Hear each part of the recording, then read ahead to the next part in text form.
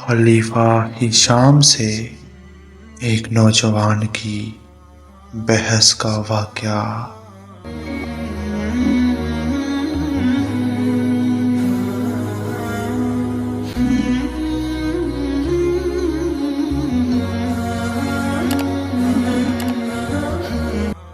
بسم اللہ الرحمن الرحیم۔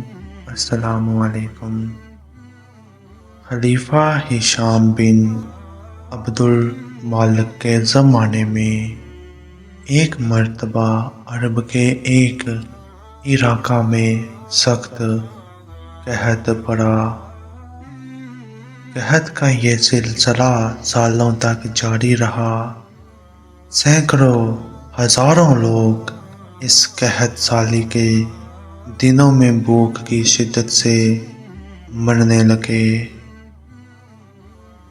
جبکہ اس سخت قسم کی قحط سالی میں عرب کے متاثرین کو خلیفہ ہشام بن عبد المالک کی طرف سے کوئی امداد نہیں ملی۔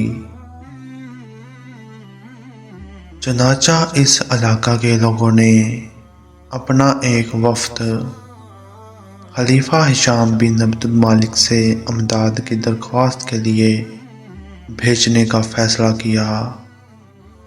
اس وفد میں ایک نوجوان درویش بن حبیب بھی تھا۔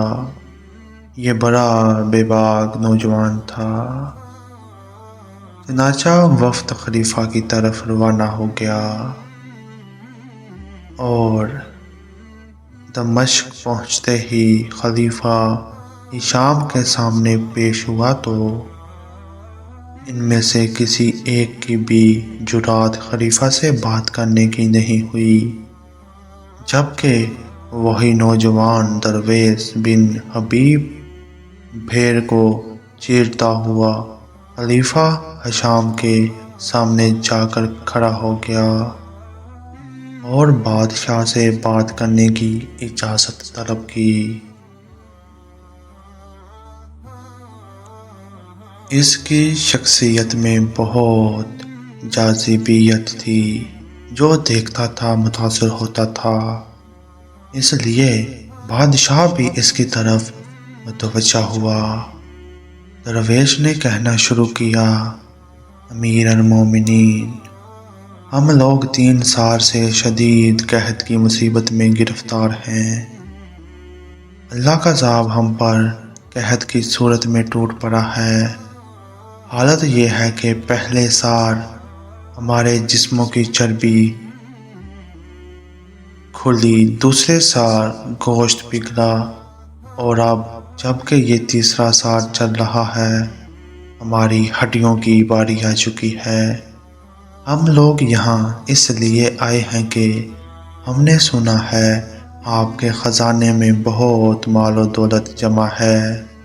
اس دولت کی صرف 3 ہی صورتیں ہو سکتی ہیں، ایک یہ کہ اللہ تعالیٰ کی ملکیت ہو، دوسری یہ کہ عوام کی ملکیت ہو، اور تیسری یہ کہ آپ کی ذاتی ملکیت ہو۔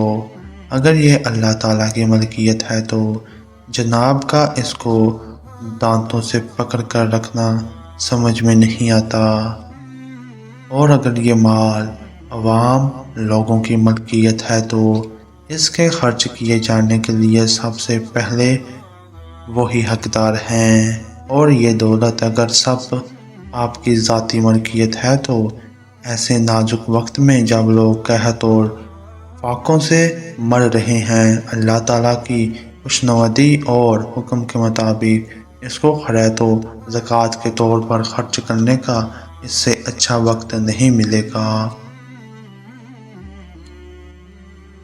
اس کے باعث حضور والا کو اجر عظیم اور ثواب دارین حاصل ہوگا،